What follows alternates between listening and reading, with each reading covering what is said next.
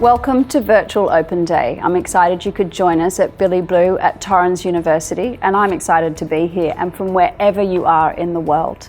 Today I'm going to talk about my career and a little bit on my background, as well as some industry tips and some exciting news at the end, and also a live Q&A. My name's Sibella Bellacourt. I'm a designer, a globetrotter, a content creator and a shopkeeper. I've always been interested in the visual storytelling and the world of colour and design. Early on in my life, my mother was a great champion of all my craft pursuits and anything I wanted to lend my hand to. And my father was a residential builder who taught me about finishes and his favourite passion of bricks. While studying a history degree at Sydney University, I started an internship at Vogue, and it actually got my foot in the door for Vogue Entertaining and Travel, which I had my eye on. This really launched me into the world of styling and magazines. And not long after, I was able to move to New York and work for so many powerhouses, including the likes of Bergdorf Goodman, Jo Malone, Donna Karan, Calvin Klein, and all the glossies. During this time, I was able to travel the world with the magazines and advertising agencies, and I got to discover the most beautiful makers and creators and museums and markets, and picked up lots and lots of props. This inspired me to open my own shop when I moved back to Sydney 10 years later, called The Society Inc. Upon returning to Sydney, I changed from creating temporary spaces to more permanent spaces and moved into the world of interior design. I've been reflecting over, I think it's 27 years of my career and some of the milestones. After finishing my degree, I did work at Vogue in the fashion office, but it wasn't for me. So I began loitering around the Vogue Entertaining office and also the Vogue Living office. I soon became indispensable and started assisting on shoots. Not long after, I was able to go out on my own. I was very young and looked very young too. But I became a contributing editor to Marie Claire Lifestyle under Karen McCartney and worked for all the magazines in Sydney. From there, I moved to New York. This was a big achievement. It wasn't something that I had on my cards, but it was a big part of my career. I was there for a decade and worked for so many of the magazines and lots of advertising campaigns and catalogues. I moved back to Sydney in 2009 and opened my shop, The Society Inc. That same year, I also published my first book, etc., which was soon followed over the next 8 years by 5 more. Around that time, Anthropologie, who I'd worked with on and off for many, many years, invited me to India. And whilst we were there, they asked me to design a few hardware pieces. Hardware has been something that I was always interested in, so I quickly made some sketches and they were soon released under the Anthropologie banner. They became some of their best sellers. From that time on, I knew I wanted to have a wholesale business, which became the Society Inc. hardware and lifestyle range. On moving back home, I also hung up my styling boots and moved into designing more permanent spaces. I collaborated with Justin Hemis of the Merivale Group, and we created some of his iconic restaurants, including Mr. Wong, Palmer & Co. and Ms. G's. In 2015, I became the television host of ABC's Australian Restoration, which was very close to my passions of heritage trades and master craftsmanship. Layering all through this time was my constant contribution to magazines, writing articles as well as appearing in them. And I've never lost my love of that visual storytelling. Although I might jump around a lot, my deadline does get a little bit wonky at times. In 2018, I was invited to be part of the Rig Design Awards of the NGV, which was such a huge accolade, being considered one of the top 10 designers in Australia. Running my own business gives me the ability to run all these different arms of a business under the interior design banner. So we do create newspapers, we have the books, I have my wholesale range, and we have our interior design studio under this banner. It's an exciting opportunity to be able to do all these things and run a small team of 8. We continue to work on large-scale hospitality and now some residential projects as well, and you'll be seeing more of them in the years to come. Although I'm not really into trends as such, I do get very excited about the past and history, and that tends to shape both my design practice and also what is available in the design market. It's more of social changes that indicate these movements more than just fleeting trends. I know that one of my favourite movements of this time is the interest in handcraft and craftsmanship. We're looking back into what historical and heritage crafts look like, and more people are actually doing them within the Australian market. I champion these master craftsmen and try to spec them in every single one of my jobs, from shipwrights to blacksmiths, to sign painters, to scenic painters, to weavers, dyers, artists, and everyone in between. Again, it comes back to storytelling. Who made these pieces? Where are they making them? Can you go and visit them? They're the kinds of questions that I like to ask. As we move into a more conscious design phase and are questioning where things are from, I think that recycling and upcycling are more important than ever. So I visit all the antique stores, the flea markets, a brocante in France, or wherever I can find pieces that are seeped in history and have stories of their own that can layer up and make a space much more beautiful. When I'm designing a space, I always start with materials. I look for ones that have longevity and will patina with age and just get more and more beautiful, as we have to become more responsible and conscious of what goes into landfill and what can be reused later and be repurposed into something after your design has been finished with. One of the things I'm most excited about in the industry at present is the return of manufacturing to Australia, and it's well worth seeking out these manufacturers. When I was finishing up my history degree, I didn't know how I would use it within the design world that I had entered, but I use it on a daily basis. It not only taught me how to research with depth, it also taught me how to really ignite my love of historical pieces that could be incorporated into all my design process and into my design spaces. My love of history shines throughout all my elements that I have within design, from my hardware range to my design practice to even the space that my store is in, all has a hark back to history, the past and heritage trade, which are intertwined with everything that I do. I encourage you to draw on your passions and include them in your design process and in your own job description. I like to say that I wrote my own job description, which is very heavy on history and travel. I've always worked my passions into my career, and sometimes I don't know how I'm going to join the dots, but they do seem to. I'm the first to jump on an aeroplane and go to Santa Fe to learn how to make paint, or to San Francisco to learn how to make some new natural fragrance with my now mentor, Mandy Aftel. I never stop learning, and I never want to stop learning, and I encourage you to intertwine your passions into your career, because then it will never ever feel like work. I advise you to find a course that suits your passions and interests. Do you like commercial interiors, or do you like residential? Could be one of your questions. Don't be afraid to read up and delve down into the rabbit hole of other interests and passions, because you're never quite sure how they're going to link up later on. As a very enthusiastic collector myself, I encourage you to collect. This doesn't just have to be physical objects, but your own memories, scents, travels, photos, and make them into libraries of sorts that you can resource for the rest of your design career. Dream big and distill it down to a great idea later. When looking for inspiration, don't go around the corner to another restaurant or a local house. Delve into history, into your own childhood memories, your photos, your photo libraries, your object library, or even just scour the local library to help with other inspiration. I always start a design process with one of my passions. It could be my colour palette, or it could be a historical figure that gives me lovely boundaries to help the design process. Never forget the importance of just getting your foot in the door. There's nothing wrong with upskilling or just gathering those skills for the journey that is your career. I know you might have your eye on the prize, but just remember, the journey is the fun.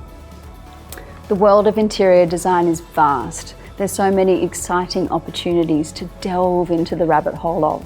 It could be textiles or tiles or hardware or building or project management or even something like upholstery and really move into a craft, there really is endless opportunities and so much joy. For students starting in 2020 with Billy Blue, you'll be seeing a lot more of me. Look out for exciting opportunities for internships, scholarships, and much more. I look forward to working with you throughout the year. Thank you for joining us. If you have any questions, you can join me for a live chat in the link below, and I look forward to answering anything you have to ask me.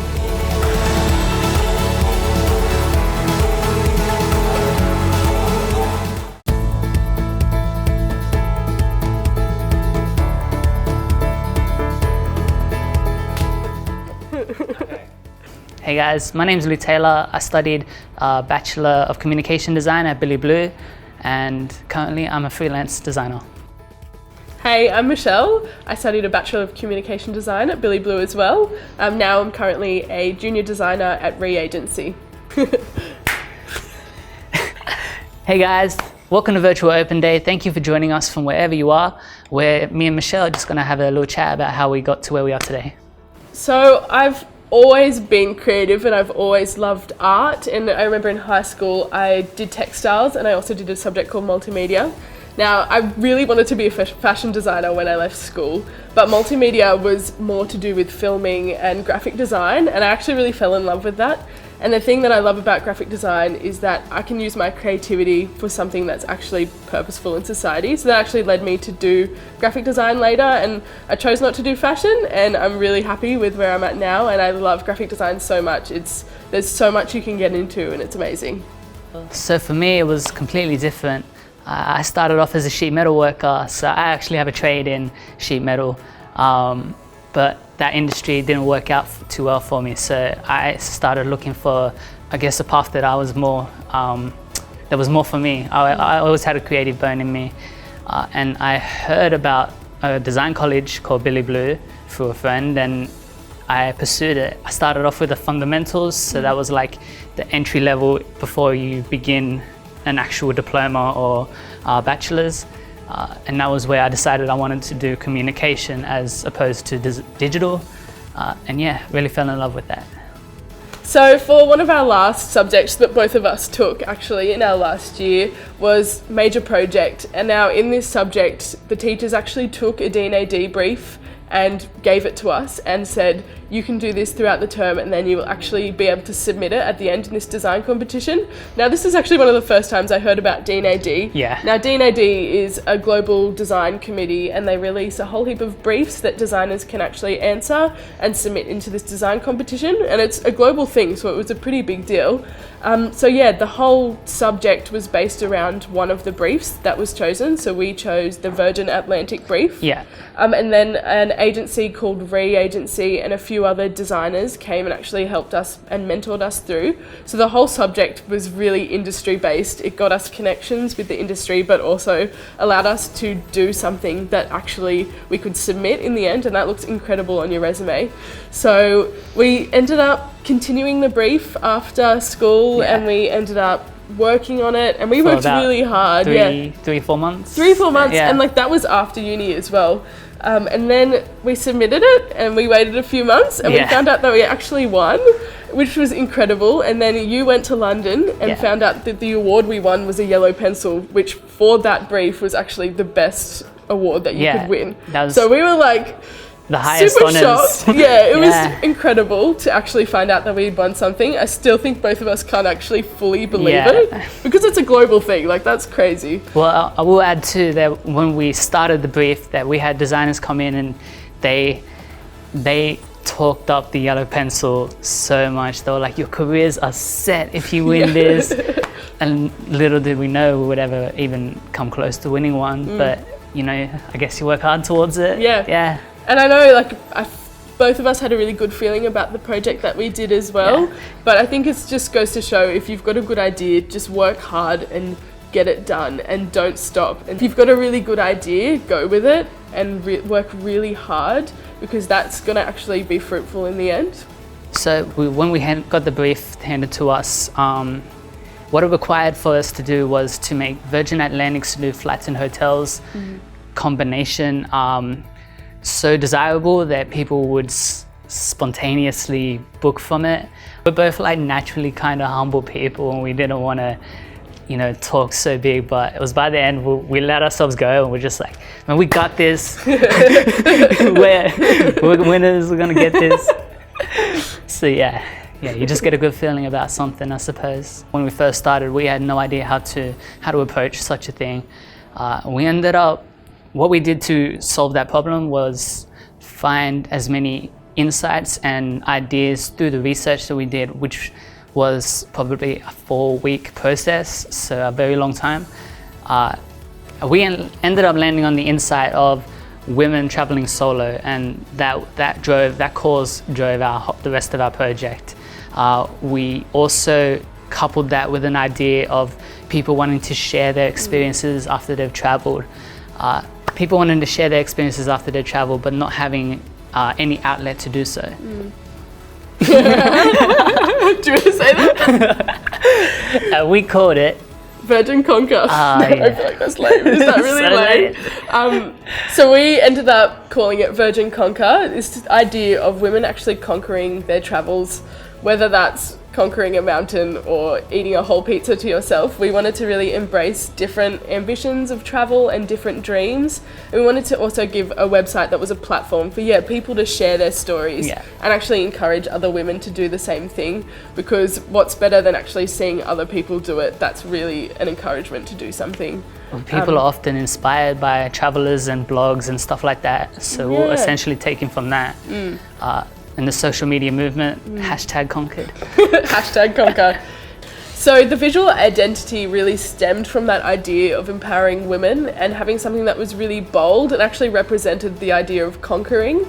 So we used these visuals of tears and stickers, so this idea of making your mark and tearing away things that people have said to you and actually rewriting your story and doing something different. So it was really powerful, and we really ran with that, and it was really exciting in the end. We created something that was quite bold and had a bit of attitude, actually. It was quite attitudey. I don't know what the word for that is. We also introduced, like, obviously when you travel for your passport you get stamps, but it was also this kind of motion of like stamping out the things that you want to conquer. And the journal was like a big aha moment as well. So like, to take a journal with you, to copy down your entire holiday, and to make it something that's made to be destroyed, not to be looked after and sit at home in a drawer. So the Billy Blue experience is something that I really loved. You would grab your coffee, go into class, and the classes were really small, and I really loved this, and this is part of the reason why I chose Billy Blue, is that I knew the classes would be small and I'd actually get attention from the teacher.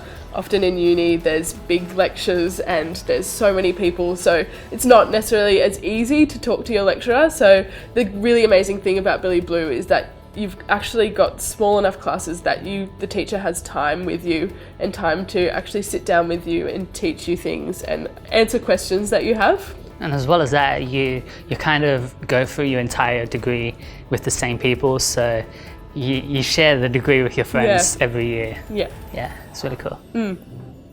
Well, so not only are the classes small and you have like really great lecturers, those lecturers a lot of the time come from like industry, and the uni is like surrounded by industry connections, so we constantly had some kind of special opportunity to work with.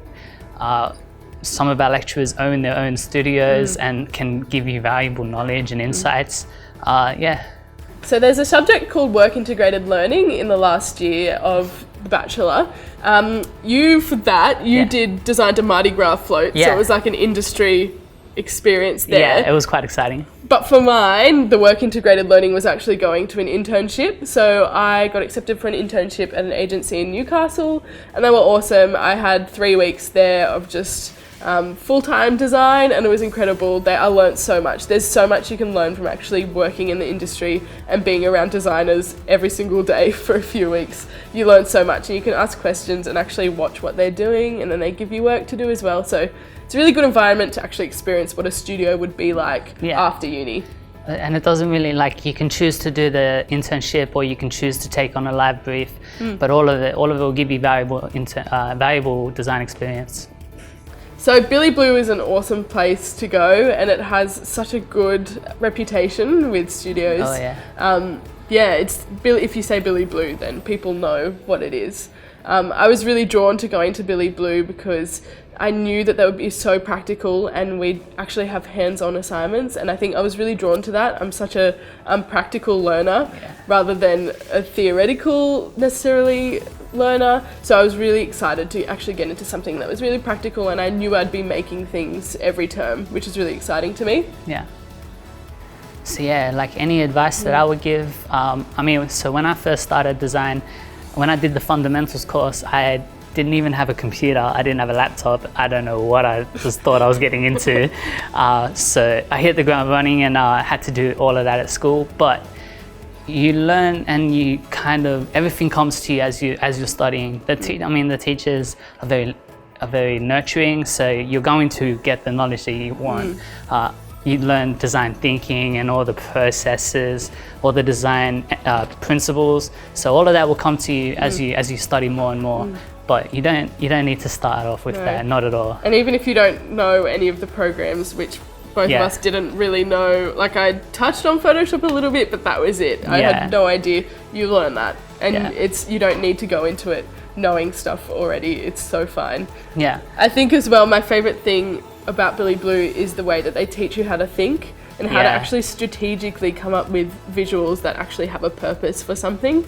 It's not just all about learning the programs and learning how to make pretty pictures. It's actually, no, how does this actually strategically come into the world, and what's the purpose behind what you're creating? And to be honest, because you can learn stuff on Photoshop and Illustrator, on YouTube tutorials and stuff like that.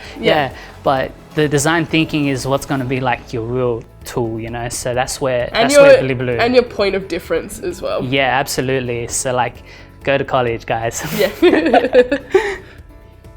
So if you're thinking of picking it up on your own, and like by all means you can look at all the tutorials and stuff that's online on YouTube. That's perfectly acceptable, but the industry will be looking for something a little more. It's like, rather than just skills in the programs, studios will actually want someone who can think and who can actually come up with concepts that have a strategy behind it. It's not enough to just know how to create something on Photoshop or in design. You got to speak like the same language, you know. And you've got to know design. You can't just do design, you have to know it. But I mean, get a head start on tutorials and stuff. By all means, do both. If you're studying at Billy Blue, search up tutorials, find out how to do all these techniques and everything. Do both. But the really valuable thing about Billy Blue is that they teach you how to think and how to think bigger in this world, and how to actually translate the world around us into something that you can actually see and you can actually experience. So I think, my favorite project, outside of the winning project that me and Michelle both worked on, was a packaging design that I created called Doggo, and it was it was like dog food packaging, and it was just one of those ideas that I didn't realize how it was going to go together well, but it ended up really coming together well from my standpoint. So I came up with a dog food packaging that was like lightweight, portable. It was like really practical, so you didn't need utensils, and it was to encourage people to take their dogs on outings and stuff. So it was like this really gathering family kind of thing. That to me, that was like where the design thinking really came in. And dogs are the best. Dogs are the best. Like. So the sort of like most unique brief that I ever did at Billy Blue was a live brief actually. Ogilvy Common Health came into our class and they gave us a brief of turning medical data around medicinal cannabis for young children with epilepsy and turning it into a brand that actually could visualize and represent that data is something that was really easily understandable. It was a really challenging brief because it's medicine, right? It's a topic that a lot of us were sort of kind of learning about, and like I don't know, it's complicated, right? It was very complicated. You're trying to, it feels like there was a lot of weight behind what you had to come up with. But Yeah, there was a lot of weight behind it. Like, Yeah. It was actually designing something that could actually benefit people's lives really significantly. And I guess it also comes into like, once again, how these guys are like tied in with the industry. So we had our work presented at Vivid Live, which was also awesome. awesome. So cool. All right, that's enough from us, guys. Thank you for joining us, and I hope you got something out of today. If you have any questions for us, follow the link in the chat for a live Q&A.